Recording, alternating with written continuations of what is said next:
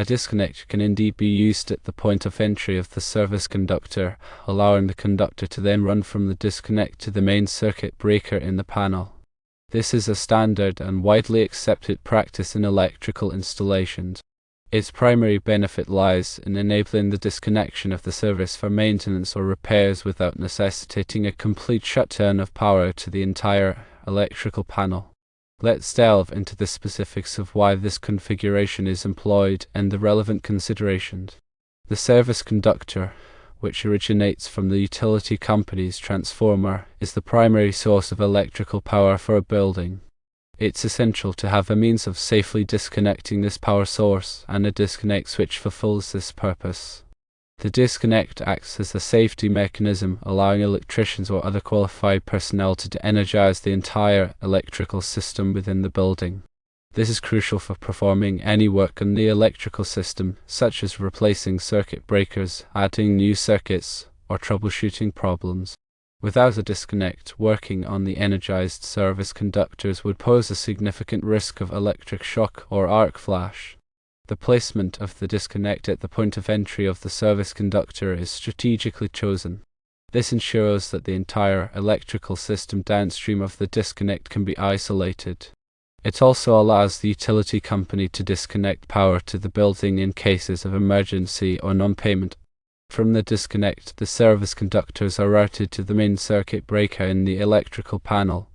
The main circuit breaker serves as the primary overcurrent protection device for the entire panel. It's designed to trip and interrupt the flow of electricity if the current exceeds its rated capacity, preventing damage to the wiring and equipment connected to the panel. The National Electrical Code, or NEC, provides guidelines and regulations for electrical installations, including the use of disconnects and main circuit breakers. Article 230 covers service entrances, and it outlines the requirements for disconnects, overcurrent protection, and grounding. Depending on the size and type of electrical service, the NEC may require specific types of disconnects and overcurrent protection devices. For example, for larger services, a fused disconnect switch may be required. Fused disconnect switches incorporate fuses that provide additional overcurrent protection. The size of the fuses must be carefully selected to match the ampacity of the service conductors and the load requirements of the building. Another type of disconnect commonly used is a circuit breaker disconnect. This type of disconnect uses a circuit breaker instead of fuses to interrupt the flow of electricity. Circuit breaker disconnects offer the advantage of being resettable, meaning that they can be turned back on after they have tripped. This can be useful in cases where the overcurrent condition is temporary, such as a momentary surge. When selecting a disconnect for a particular application, it's important to consider the following factors. Firstly, the ampacity of the service conductors. Secondly, the voltage rating of the electrical system. Thirdly, the environmental conditions where the disconnect will be installed. Fourthly, the applicable requirements of the National Electrical Code and local codes. The ampacity of the service conductors determines the minimum ampacity rating of the disconnect. The disconnect must be able to safely handle the maximum current that the service conductors can carry. The voltage rating of the electrical system determines the minimum voltage rating of the disconnect.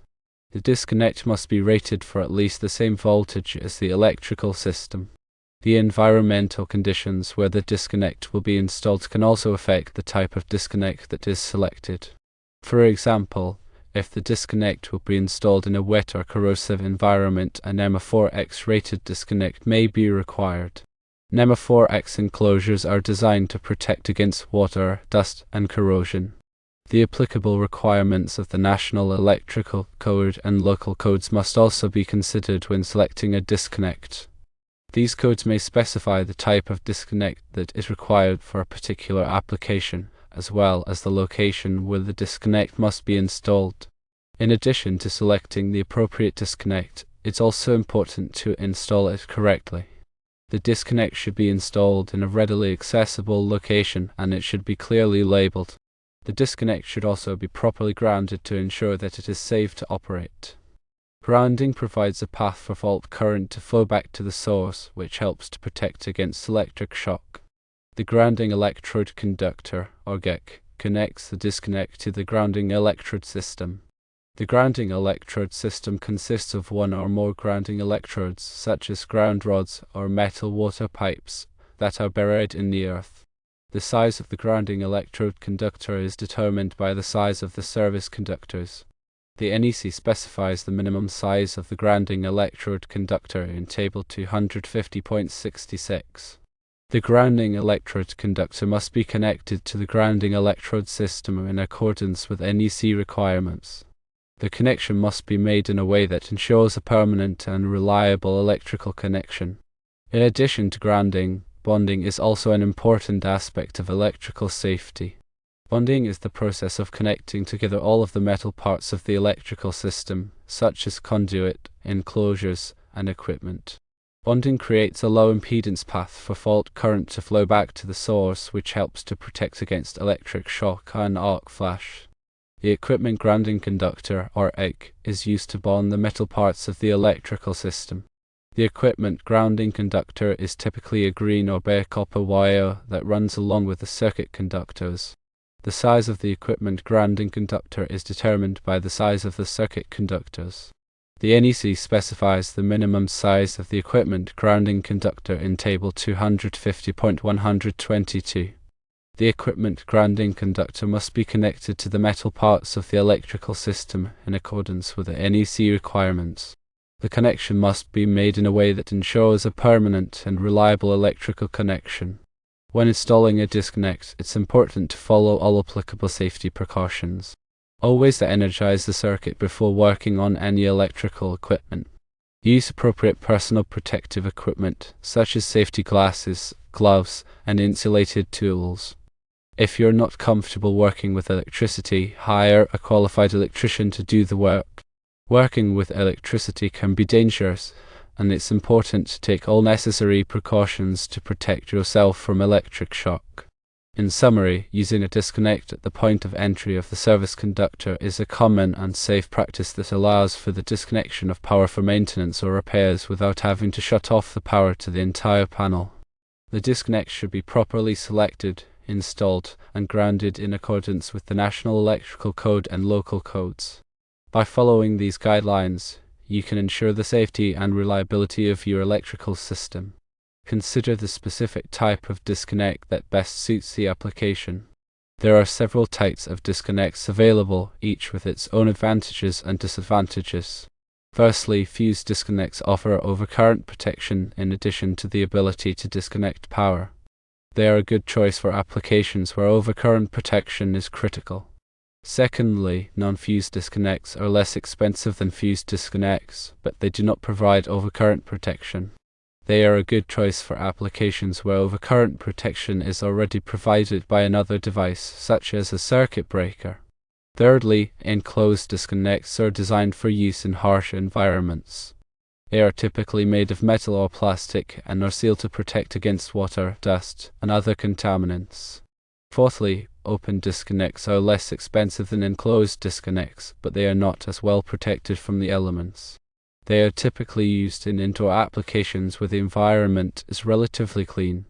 Another factor to consider is the size of the disconnect.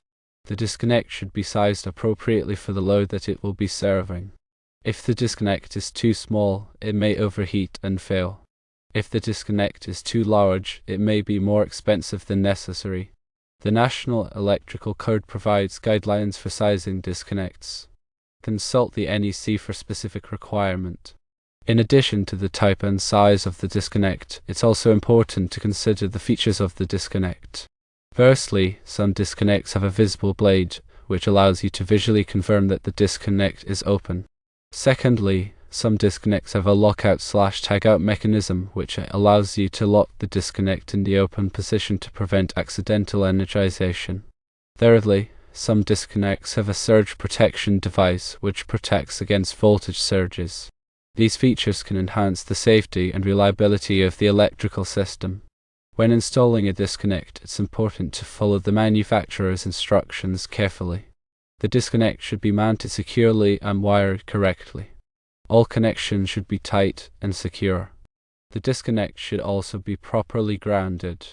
Grounding provides a path for fault current to flow back to the source, which helps to protect against electric shock. After the disconnect is installed, it's important to test it to ensure that it is working properly. Use a voltmeter to verify that the voltage is 0 when the disconnect is open.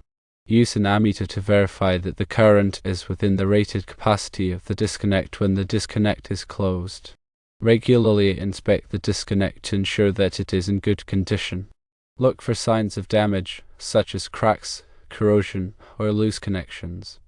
If you find any damage, replace the disconnect immediately. Also, periodically test the disconnect to ensure that it is still working properly. This can be done by opening and closing the disconnect and verifying that the voltage and current readings are correct. The purpose of a disconnect at the service entrance is multifaceted. Firstly, it provides a means to isolate the entire electrical system within the building from the utility power grid.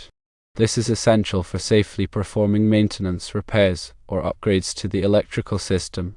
Secondly, it allows the utility company to disconnect power to the building in case of emergencies, such as natural disasters or power outages. Thirdly, it serves as a safety measure to protect against electrical hazards, such as short circuits or ground faults. The disconnect allows for quick and easy de-energization of the electrical system, preventing potential injuries or property damage. The location of the disconnect at the point of entry of the service conductor is also important. It ensures that the entire electrical system downstream of the disconnect can be isolated. This means that any work performed on the electrical system can be done safely without the risk of exposure to live voltage. The NEC requires that the disconnect be readily accessible. This means that it must be located in a place where it can be easily reached in case of an emergency. The disconnect should also be clearly labeled so that it can be easily identified. The NEC also requires that the disconnect be properly grounded. Grounding provides a path for fault current to flow back to the source, which helps to protect against electric shock. The grounding electrode conductor must be connected to the grounding electrode system in accordance with NEC requirements. The grounding electrode system consists of one or more grounding electrodes, such as ground rods or metal water pipes, that are buried in the earth. The size of the grounding electrode conductor is determined by the size of the service conductors. The NEC specifies the minimum size of the grounding electrode conductor in Table 250.66. In addition to grounding, bonding is also an important aspect of electrical safety. Bonding is the process of connecting together all of the metal parts of the electrical system, such as conduit, enclosures, and equipment.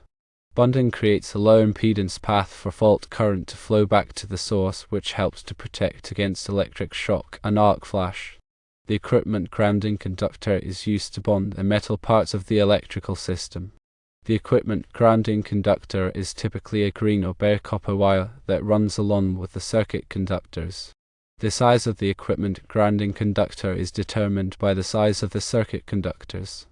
The NEC specifies the minimum size of the equipment grounding conductor in Table 250.122.